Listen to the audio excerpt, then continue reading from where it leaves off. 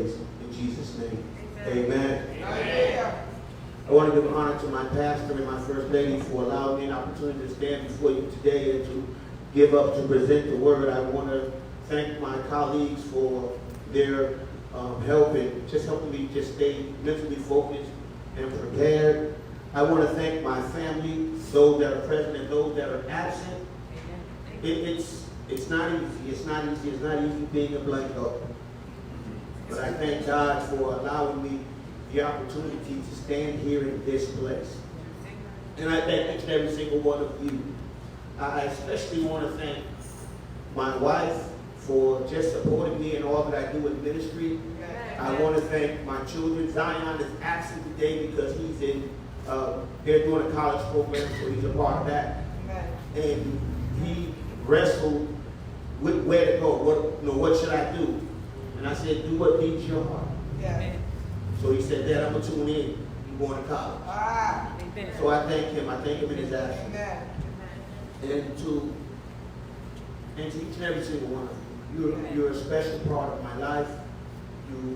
Each and every single member of Hope Church, in some way, you have blessed me and helped me and carried me and haven't forgot about me even in your prayers. Continue to do so. For what we do is not easy. With all that being said and done, let's open up the Word of God. Let's go to the book of John. John chapter 2, verses 14 through 16. John chapter 2, verses 14 through 16. When you find it, put a finger there and hold on to it. We're also going to go to the book of Matthew. Matthew chapter 21. Verse 12 and 13.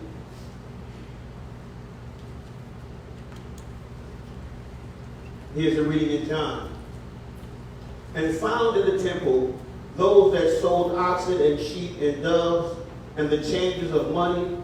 And when he had made a scourge of a small cord, he drove them all out of the temple, and the sheep and the oxen, and poured out the changers of money, and overthrew the tables, and said unto them that sold doves, take these things hence, make not my Father's house a house of merchants.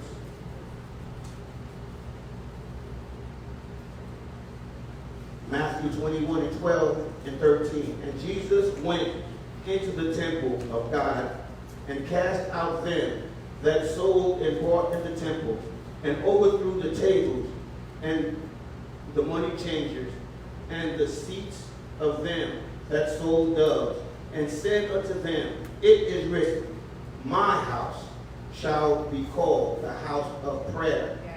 And you have made it a den of thieves. I know what you're saying. It sounds like he's just repeating the same thing over and over again. If you look clearly and carefully at the text, you'll find out that there were two portions. It's a bookend to Jesus' ministry. He starts off his ministry right after the wedding at Canaan. Right after the wedding of Canaan, he went down to the temple and began to clean house. He ended his ministry going back to the temple once again to clean house. I don't know about you, but every time I've read this text in the past, I've always seen the Pharisees as being the bad guy. I've always seen those that were opposed to Jesus' will and Jesus' authority as being the bad guy. When you read the book of John, we see Jesus coming to the temple right after his first miracle. When you read the book of Matthew, you see Jesus going to the temple right before he goes to the cross. All right. I don't know about you, but that tells me a lot about Jesus' character. It tells me that Jesus had us on his mind even from the very beginning. All right.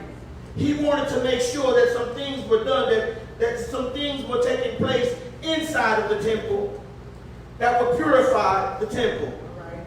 It seems strange at first that Jesus going to the temple, cleaning out the temple, moving away that which brought him disgrace in the temple will be where Jesus is found. You see, it was a good practice. It was a foreign practice. It was a practice of those that were in the temple, those that were money changers, those that were bringing the animals to cheat people.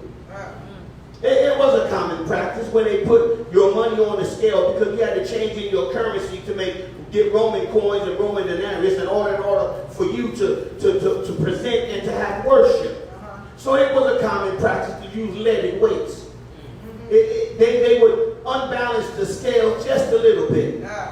They would take a little extra off the top just for themselves. They gave you a price for exchange, and then they cheated you just a little bit. So they were getting more than they just do in the temple of God. That they were taking that which was in the hands of the poor in order to make themselves rich. Yes. They were defiling the temple. So I always seen them, those that would do such a thing as being the bad guy. How can you defile the temple? How can you even put it in your mind to rob those that are coming in to worship? They're coming in to celebrate. They're coming in to explore, to experience God in their life. But they were getting robbed on the outskirts. They were being put down all their life. The poor, the lowly, the meek ones, they were losing all around. They were just missing out. I couldn't understand how is it possible that those that were in charge of ministry would allow something like this to happen. But I wonder, is that far off from where we are today? I wonder if it takes away from worship of our God today. I always said, like I said, I always seen the Pharisees as being the bad guy. Yes. They were cheating those out of worship. How often do you find yourself in the seat of a Pharisee? Cheating yourself out of worship. Yes. My topic for today is when love flips the tables. When love causes the tables to be turned around. See, we see Jesus in our life, and we always want to magnify and glorify him, which is what we should be doing. We want to lift him up, but oftentimes in our temple, we have some stuff that does not glorify God. We lift that stuff up and we say, God, you glorify in it, but inside, deep inside, there are some things that need to be turned over, chastened out, and pushed away in order that true worship can take place. God has to sometimes come into your life and flip the tables. You've been dealing with some issues, dealing with some stuff in your life that's causing some imbalance, some counterfeit weights going on. You know that stuff that you put up against God and ask that God will just judge it fairly your way, but not his. You want God to be accepting of your behavior, accepting of your attitude, accepting of all that you're doing in order to find yourself and make yourself feel better. You have just pushed God off the throne, put self on the throne, raise yourself up and say, God be glorified in this. Maybe, just maybe, God has to come into the temple every now and again and clean some stuff up. Remember that when Jesus came into the temple the first time, it was right after the first miracle. Right after he had turned water to wine. Right after the union of the bride and the groom. Maybe there's inside of you, maybe there's an opportunity that God is coming into your life to clean you up, to prepare you for the wedding. But what you see is God is taking something away from me. God is somehow hindering me. God is causing me to look a way that I don't want to look at myself. He's doing something. He's purging me. He's causing me to look at myself. And when he causes you to look at yourself, sometimes we'll get like the Pharisees and just throw God a slide. We want to keep an eye on him. Ain't that what they did to Jesus? When he came into the temple and tore some stuff up, first thing they said is we got to keep an eye on him. Okay. So they spent a majority of their time following Jesus around, looking for a way to trip him up. Come on. Looking for a way to find fault in Jesus. Yes, yes. And in some places in our lives, we're looking for a way to find fault in Jesus and us. We want to find some way, some excuse to keep doing what we're doing. To keep our mind focused on what it is that we desire. To keep going after what it is that we enjoy, that we love. So we find, we're looking for a way to find how to trip up Jesus in us. If we can find a fault in Jesus, then I don't have to follow after Jesus. Look around you at churches today. So many are becoming less and less crowded. There was a time when you couldn't find a parking space. Now you can park sideways and everybody still has service. Because so many have decided that Jesus is null and void, that church worship is not important anymore. They decided that the glory cloud has lifted and left. Therefore, they can lift and leave. Because their heart says that I'll do what I wish to do in worship. But true worship takes you to a place where you allow God to clean you up. To drive out that stuff that's causing you a hindrance to him. True worship brings you to a place that when God comes in, you don't see him as being a destroyer but a lifter. You don't see him as breaking up or building up. You don't see yourself separated from him but being drawn closer to him. Because true worship drives you to the foot of Jesus and causes you to desire more of him than you do of yourself. Hallelujah. I know what some of y'all are saying. I'm going through it right now. You don't understand what I have to deal with. Why am I under so much persecution? Why am I being the only one persecuted? Guess what? You're not. You're not alone in this. It's not the first time that Jesus cleaned house. It's not the first time that Jesus decided to do some stuff. The Bible tells us that God chastens after those whom he loves. He chastises those who he loves. He cares enough to give you a religious spanking every now and again. Leviticus 26:8 says, then I will walk contrary unto you also in fury, and I will chastise you 7 times for your sin.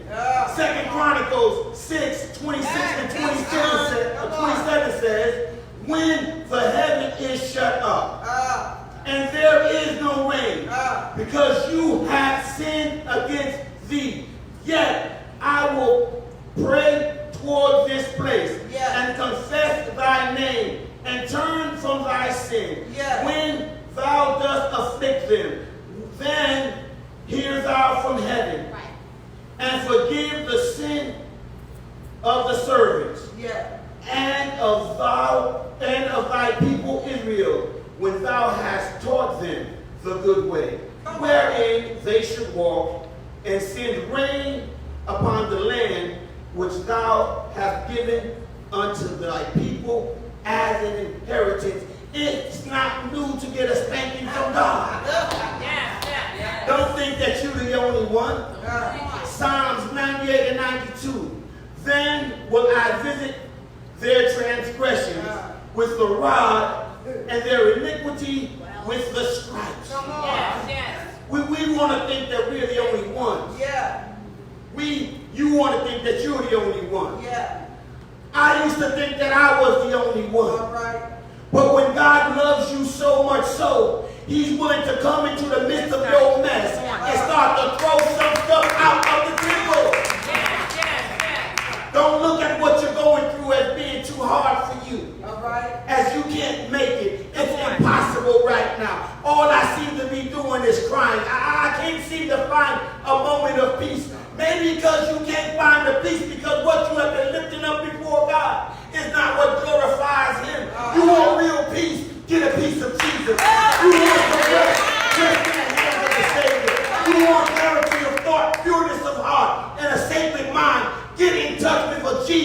that can cleanse your temple. It's scary, I know. You don't want to look at it. I understand. You don't want to feel the pain of it. I'm with you. But every now and then, every once in a while, allow God to do it. Allow him to clean up your temple. Now, remember, this is the first time. The first time he came into the temple was right after the wedding. Maybe after the first miracle in your life, and Jesus cleaned you up. You thought you had it made. Jesus came in. He handled his business. I'm holier than thou. I'm more righteous than I need to be. I have a mindset on doing God's will. But somehow along the way, you decided to look back at what you used to be. How you used to move. How you used to carry yourself. What you used to think about you. And found yourself back in the same situation you were in before you met Jesus. Am I the only one? Am I the only one that ever had to struggle with some issues? Have you ever had to tell your eyes to stop looking over there and start looking at the cross? Have you ever had to wipe the tears off your eyes and hold your heart because it seems like you're under too much pressure right now? Have you ever had to stop going somewhere in order to get somewhere? Maybe it's just me. Maybe just I'm the only one going through it right now. But if I'm not, let's examine what Jesus does inside of the temple. The first thing Jesus does is walks into the temple and looks around at what's there. He examines your situation, then goes before his Father and finds out what needs to be done in order that the temple can be made purified. He looks in on your life, walks in to your life, examines your life, find out what it is that you have been lifting up that's no good for your life, and he makes his call. Now, I don't know about you. I come from an Aragon generation, a generation where discipline was expected. You didn't always get disciplined only at home. I had neighbors that would discipline me publicly. And before I could get home 5 blocks, my mother, my father already knew what had happened. And when I got home, I got disciplined again. And I used to ask, how do they know? How did the message get through? You ever ask yourself, how did Jesus know all this stuff about you? You ever wonder why when a preacher gets up to preach, he can speak to your situation? You ever think about how is it that you can hear a song or a sermon on the internet, on the radio that causes you to stop and take pause and look at your life and wonder why is it that they know? Maybe it's because they were in touch with an individual that knew you.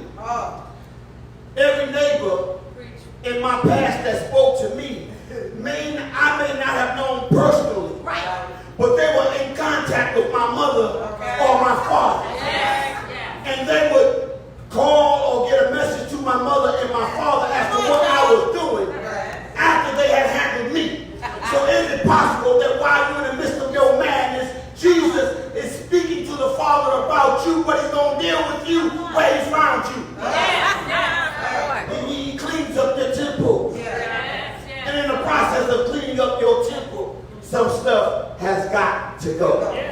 It can't be here because it's not good for worship. It's not good for honoring God. Some stuff has got to be removed. It can't rest here. It can't sit here. It can't be here. It's not a part of who you really are. All it is a distraction in your life, causing you to mess up the opportunity to be engaged with the Father. Father. And yes, I say the word engaged. Now, I don't mean engaged as in me and him hang out partners. Okay. I mean engaged as he sees you as the bridegroom. He sees you as the bride. He's the groom. So in order for the bride and the groom to be together, every once in a while, Jesus has to go in and check to make sure that the bride is right. Yes. He don't want no defilement in the bride. All right. So what does he do? He comes into the temple Yes. and starts pushing some stuff out. Yeah. But God, I love my anger. It's not necessary. God, I love my unforgiveness. It doesn't hold weight. God, I love to be selfish. You don't need to be selfish. Be the center of me and my will. God, I want to remain the way that I am. Don't change me. But if I don't change you, you can't really worship. Yes. If I don't fix you, Yes. then you will always be flawed. If I don't repair you, Yes. you will remain broken. Yes. God, Thank you, Lord. I don't know how you're going to do it. Yes. God, I don't know when you're going to do it. Yeah. But God, right now I'm going to open the doors of my heart. Come in, God, and cleanse me. Cleanse my temple. Have that ever been your prayer? Yeah. God, come clean up my temple. Yes. And when he started to clean up your temple, you got beside yourself and started saying, whoa, wait a minute, not that. Oh, I don't want to have to give up that. No, please, not that. Just that, let me have just that. But you know, God knows you better. Yeah. And that is what's keeping you away from him. Yes. That one thing, that little bit of anger, that little bit of selfishness, Yeah. that little bit of unforgiveness Yeah. is keeping you bound. It's keeping you trapped where you are. And all God wants to do is to clean you up. All right. Now, the second time, the first time Jesus went to clean out the temple, he uses a phrase that I didn't catch the first 100 times I ever read the scripture. He says that the temple is his Father's house. That's right. He says that the temple belongs to the Father. Yes. And it took me a while to understand that. See, prior to your relationship with God, you are still owned by the Father. All right. You that's not in a relationship with the Father. Yes. You are still a part or a piece of the Father. You're just a disconnected piece from him. Okay. Yes. That's why Jesus was able to say, the temple belonged to my Father. All right. Don't you know that after Jesus comes in, establishes his place, looks around and sees what doesn't belong, and starts to knock some stuff out, takes up residency inside of you. The next time Jesus shows up, it's before he goes to the cross, and he said, my house.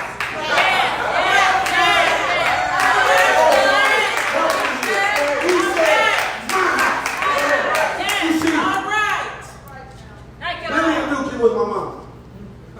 And she said to me, long time ago, 14-year-old boy, running around, acting the way he wanted to act, doing whatever he wanted to do. I decided that 10 o'clock curfew wasn't for me. Okay. I'm going to do what I want to do. Okay. I'm a man. I pay bills. I got money. 10 o'clock, be home. 11 o'clock came. 12 o'clock came. I'm still outside. 1:45, everybody gone.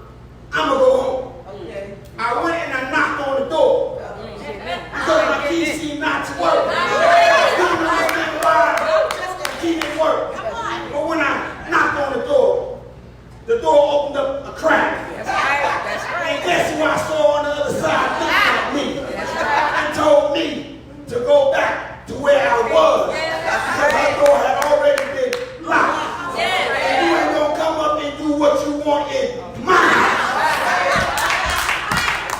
oh, this can't be. I'm your child. I love you.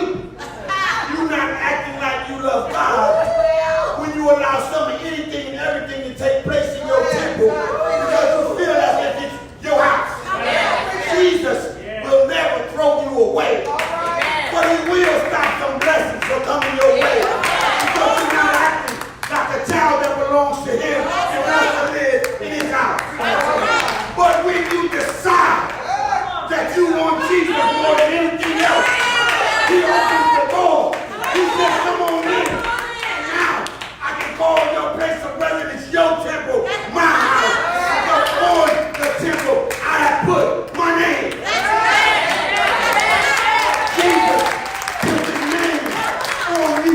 He lays claim to you. He calls you his own. He calls you close to him. He gives you place and residence inside of him.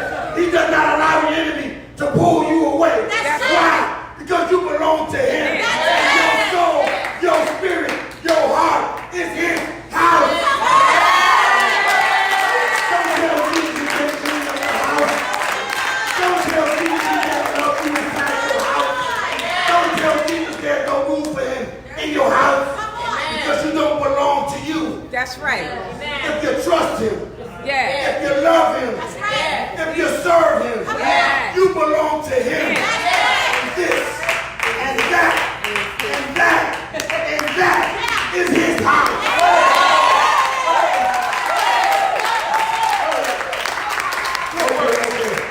Okay.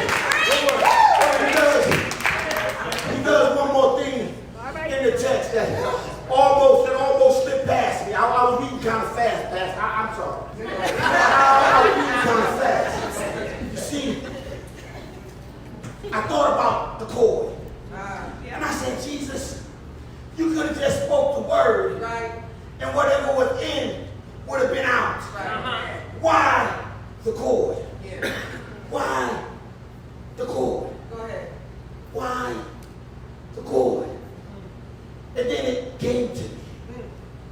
If Jesus would have spoke, maybe some stuff that was in you would have left.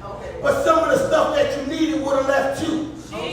So every once in a while, Jesus has to wrap a cord and start to spank you to show that you're connected to him. He don't beat us or hit us in a way to harm us. What he does is move out of us that which does not glorify him. So don't be scared of a whooping. Don't be scared of a beating. Don't be scared to allow Jesus to come in and to clean house. We had a word last week that came forth in the house that said that things were going to be different. That there's a new fire. There's fresh wood.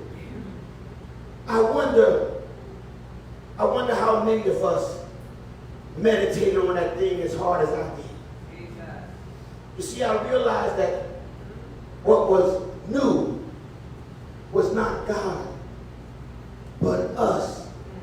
As we allow the fire of his passion to consume us and burn away the dross, all of that stuff that does not magnify him. The wood is only flammable if God puts a blaze to it. If you want to be good wood, get yourself into the presence of God. If you want to be a blaze that will change the world around you, get yourself into the presence of God. You want to know why? Because Jesus, every now and again, will come in and flip some tables. Break off some weights. Chase out some money and hungry thieves.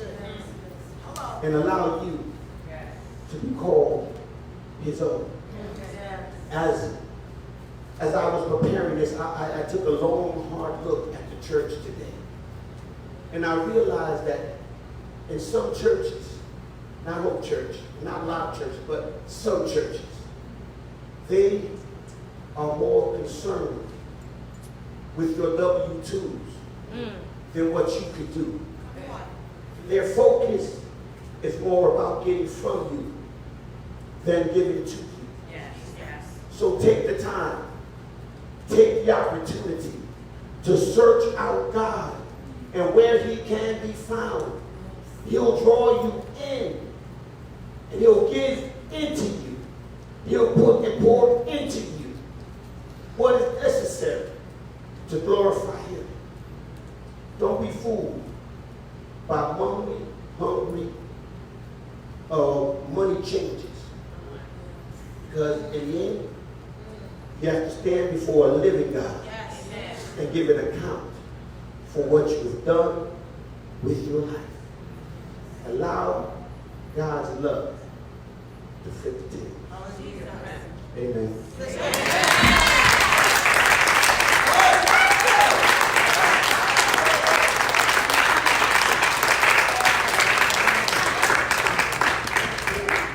Maybe there's a person or individual here today that never had the opportunity to give their life to